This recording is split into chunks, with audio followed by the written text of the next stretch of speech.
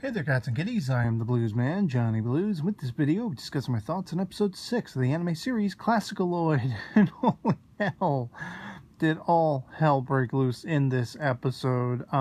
It just blew my ever-loving mind.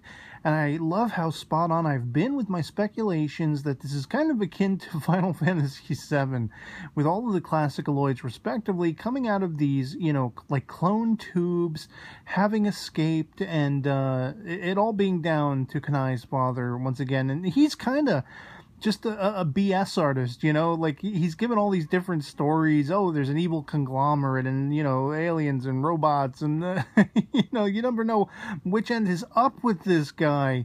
Kanai is moved to having nightmares about, these sentient sort of Frankenstein monsters of music potentially overtaking the world, and it's all down to her father. It's all his fault for implanting these ideas in her brain. Who knows what in the hell is going on as far as, what motivated him to create the ClassicaLoids, how he created them and everything. And, again, what their purpose is. It does seem there's something nefarious and ominous in their origins, but, like, how far along does that go? We do see a sort of corporate conglomerate, effectively when Kanai's father goes on the lam. They encounter Bach, and they call him like an alkaloid or whatever it is, and when he hears the music of Johann Sebastian Bach, this Bach-sama, this incarnation, awakens, and, Kanai's father's assistant is all but pledging her loyalty or undying affection and loyalty to him, because in her estimation, he is the genuine article. He is Bach reincarnate, manifest, and when they hear his music, they love it. They're absolutely enthralled by it.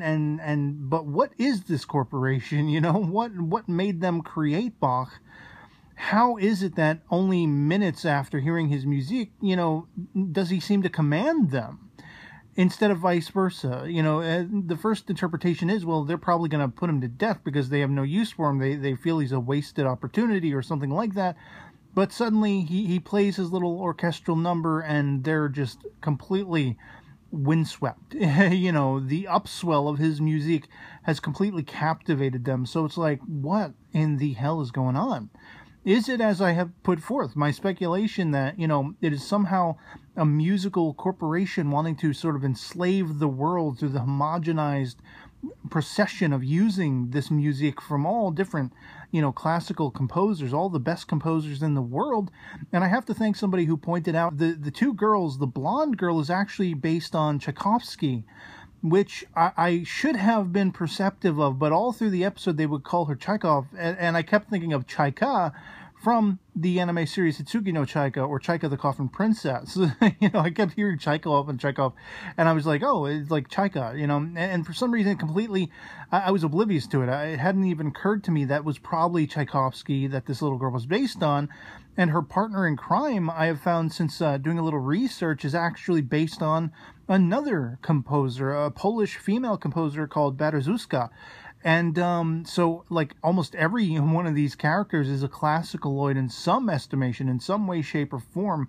They all have the music. And as we see in this episode, it was almost borderlining the tragic, because Kanai, she sends everyone packing. Her last nerve has broken. She screams at everybody because effectively she wishes they would be making money. They would be paying rent, paying their way. And Beethoven gets this idea, well, we're going to turn the whole house into a giant gyoza shop, against, even telling Kanai anything about it. She basically comes home from school exacerbated, finds everything like that, so kicks them all out. Or at least she thinks they're gone for good. She thinks they've left for good. Turns out they were actually just going out to try to find, like, a present to give her to make her happy again, including a dead fish.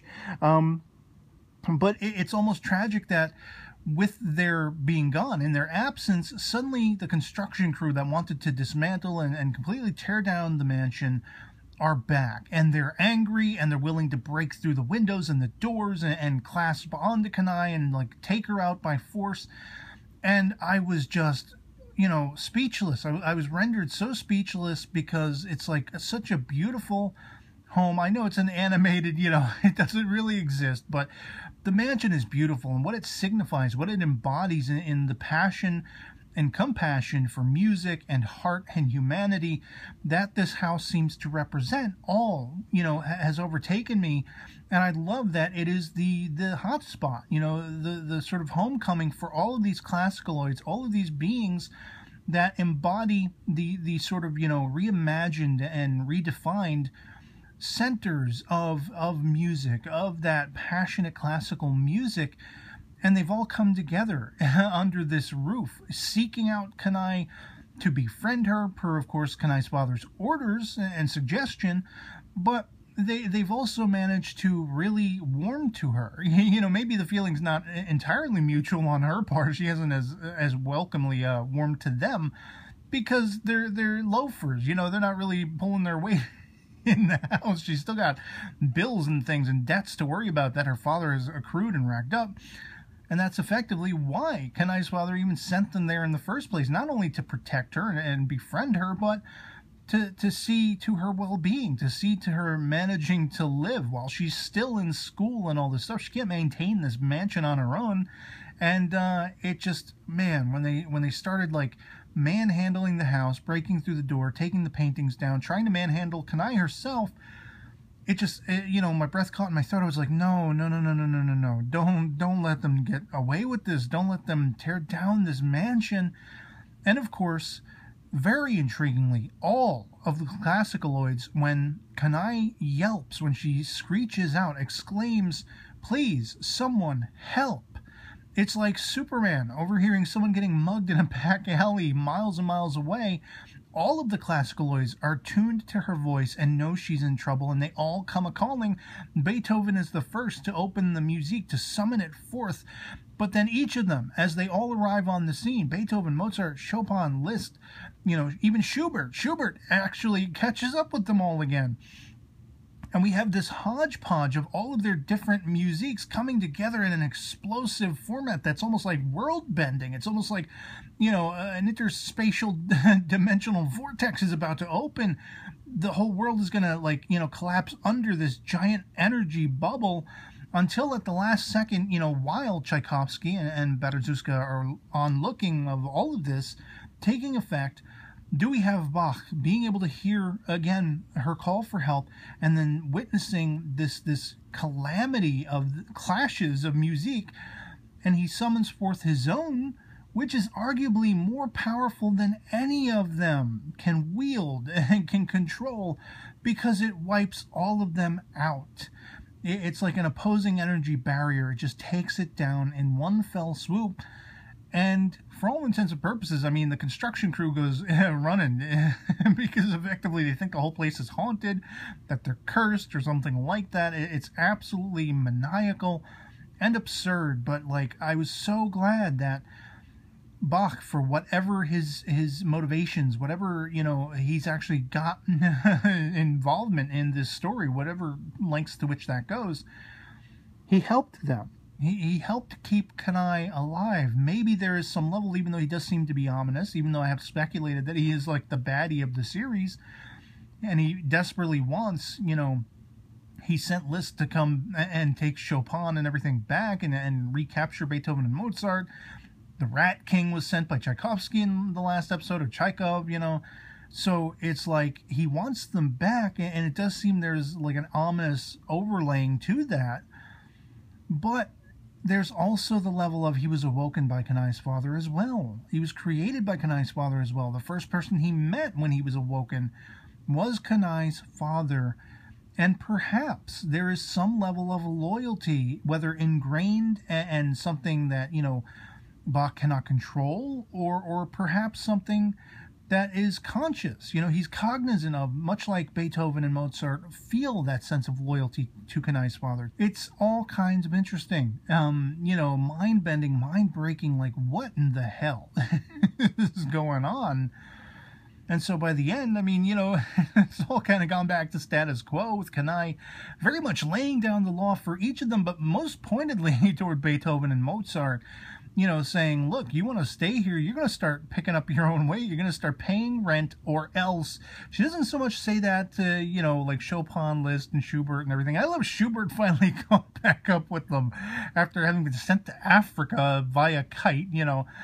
He's made his way back, and it's absolutely hilarious, the ribbing and the poking fun and the name calling going on between Schubert and Mozart, and like, as a friend of mine pointed out on Facebook, it's like, see me senpai, you know, like that whole cliche in anime between Schubert and Beethoven. Beethoven's oblivious, he could care less, you know.